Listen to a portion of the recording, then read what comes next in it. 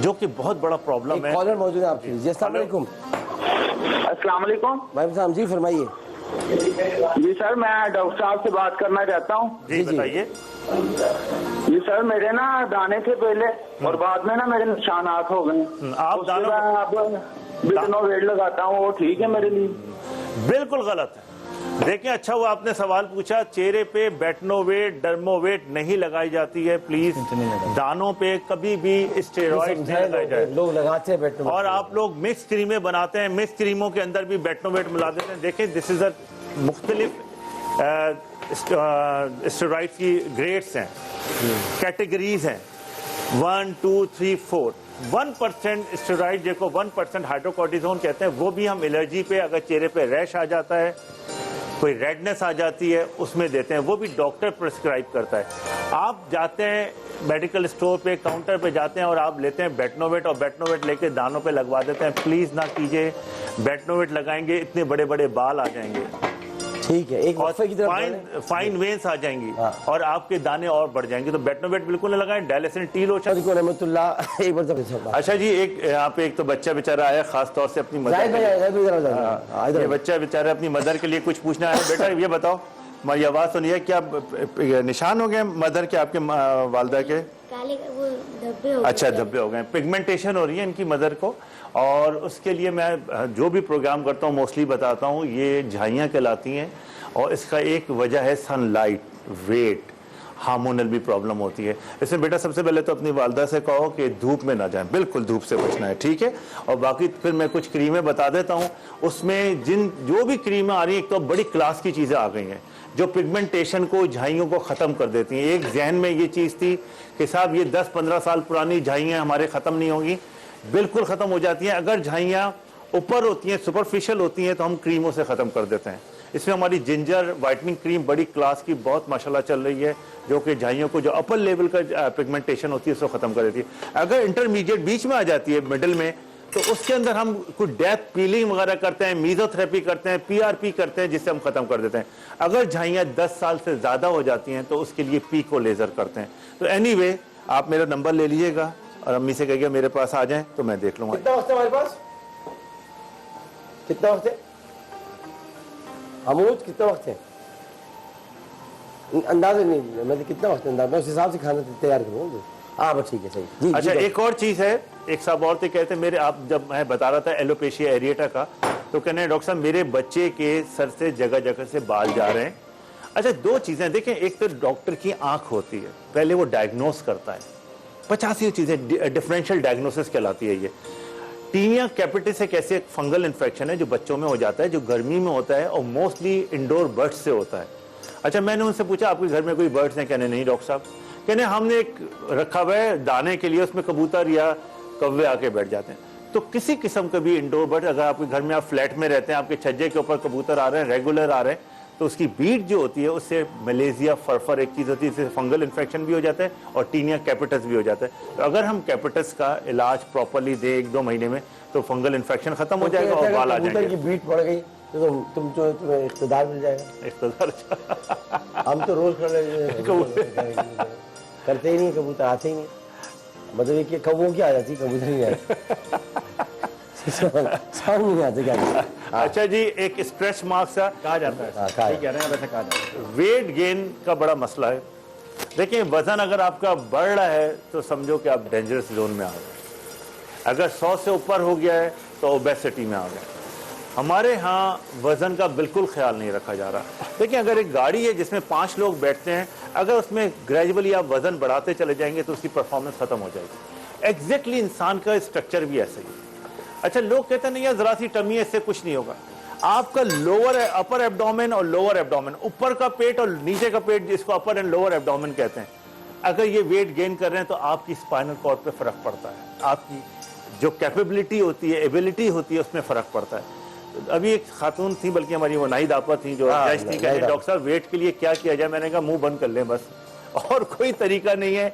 अगर आप diet control करेंगे, डिवाइडेड डाइट लेंगे, कम डाइट लेंगे, प्लेट को छोटा रखें, कम खाएं, जीने वो क्या डॉक्टर बार बार खा लें, थोड़ा खा लें, थोड़ा पोर्शंस में खा लें, पोर्शंस में खाएं।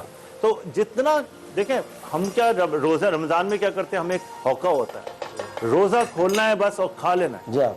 और वो सारा वक्त जो 4, 5, 6 घंटे होते हैं हमने बस खाना है और पेट में भरना है, उससे कुछ नहीं होगा। उससे सिर्फ आपका डाइजेस्टिव सिस्टम खराब हो जाएगा, हाँ। मैदा खराब हो जाएगा। जो ये 1 साल में आपको ट्रेनिंग दी गई है रोजे की, वो आपके पूरे जीआईटी को रिलैक्स किया गया है। जीआईटी में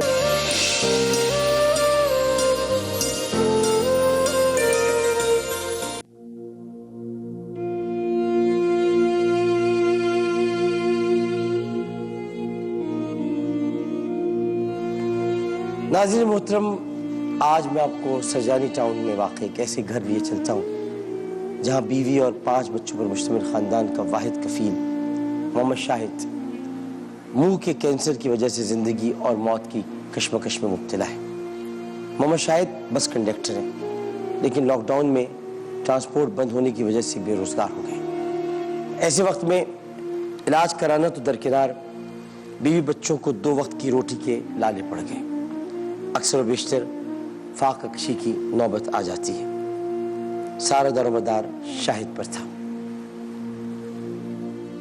मेरा नाम मोहम्मद शाहिद है। पहले कंडक्टरी करता था, अभी लॉकडाउन की वजह से कंडक्टरी वगैरह सब कुछ बंद है। कभी 500 मिलते थे, कभी 700, कभी 300, कभी कुछ भी नहीं, क्योंकि वहाँ ठेके का निज़ाम है। मालिक का ठेका पूरा करो, फिर जो बचेगा वो हमारा नसीब है। ज़ुबान में मेरे तकलीफ़ है, कैंसर का मुझे बताया कि कैंसर की शिकायत है। ये ज़ुबान का मावे गुटके खाता था, उसकी वजह से हो गया था। ये छोड़े हुए 4 साल हो गए, लेकिन 2 साल से ये तकलीफ मुझे रेगुलर है। अभी तो बस ये है कि चाय पापे खा लिए या चाय से पराठा खा लिया, मिर्चें वगैरह सालन वगैरह कुछ नहीं खा पाता हूँ। अभी ज़ुबान में पहले ये हुआ था छोटा सा दाना, तो काम धंधा करता रहा, क्योंकि घर के अखराजात देखते हुए मैं इसका इलाज नहीं करवा पाया। तो जैसे ही ये बढ़ता रहा, फिर ज़्यादा तकलीफ हुई, फिर मैं डॉक्टरों की तरफ भागा। अस्पतालों से इलाज वगैरह, टेस्ट वगैरह मैंने करवाया है काफ़ी, सीटी स्कैन भी करवाई है। बायोप्सी मुझे घर वालों ने मना कर दिया कि नहीं, ये जरासीम फिर पूरे मुंह में फैलेंगे, फिर जल्दी बचोगे नहीं। मेरा नाम ज़ैनब है। हम सरजानी टाउन में रहते हैं। मेरे शौहर को मुंह का कैंसर है। हमारे 5 बच्चे हैं। बीमारी की वजह से वो कमा नहीं सकते। कभी कभी नौबत फाके तक आ जाती है। कई मरतब हमारे बच्चे मदरसे जाते तो भूखे भी गए। कहीं से कोई माल इमदाद नहीं है हमारे यहाँ।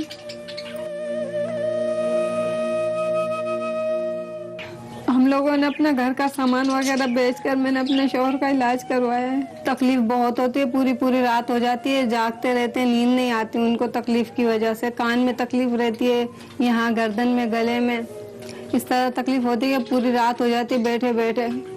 कई दिन हो जाते, सो नहीं पाते, ना दिन में ना रात में। खाने पीने में भी परेशानी होती है, तकलीफ होती है, उनको बात करने में भी तकलीफ होती है।